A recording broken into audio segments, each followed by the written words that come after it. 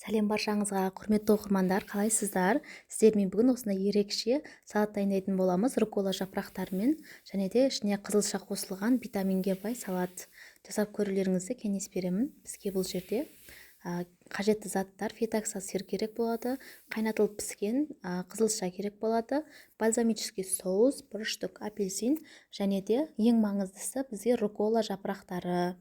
Руккола жапырақтарын алдымен жуып, түбіні кесіп тастаймыз. Қатты жерлерін, өзектерін тазалап аламыз. Ішіне 2 қасықтай сұйық май құямыз, немесе ұнатпасаңыздар құймасаңыздар да болады. Енді араластырып аламыз. Вилкамен немесе қасықпен араластырсаңыздар болады. Шілей қолымызбен қатты мыжып араластырудың қажеті жоқ. Кішкене осылай жеңіл бүйтіп көтеріп, желпіп араластырып аласыздар.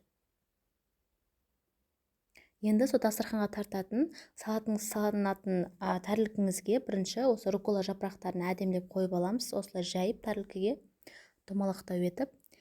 Енді бізде піскен қызылшамызды осылай үлкендеу етіп турап аламыз. Видеода көргендеріңіздей шілей қатты майдалаудың қажеті жоқ.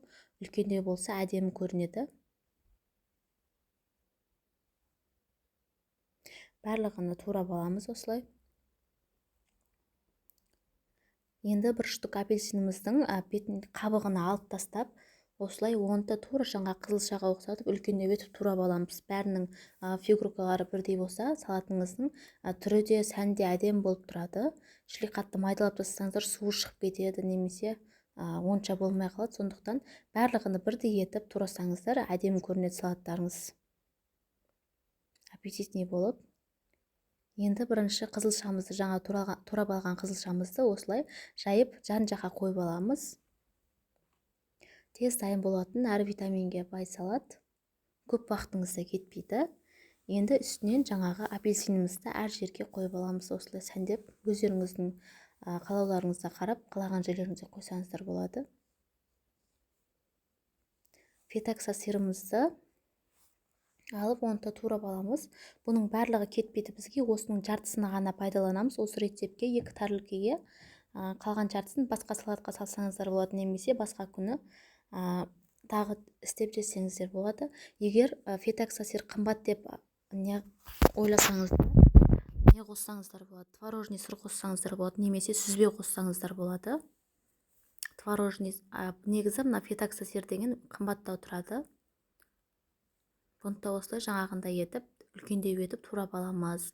Енді салатымыздың ішіне осылай тағы да әр жеріне қойып шығамыз. Біздің пашти салатымыз дайын. Жасап көрулеріңізді кеңес беремін.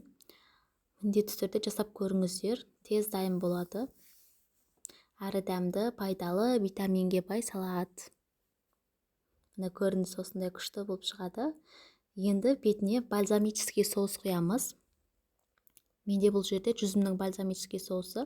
Кондитерский дүкендерден немесе базардан тапсаңыздар болады. Магазиндерден сұрасаңыздар береді. Көптеген салаттарға дәмі де жаңағы соевый соустың орнына да істетсеңіздер болады. Дәмі күшті болады. Осымен біздің салатымыз дайын. Жасап көріңіздер.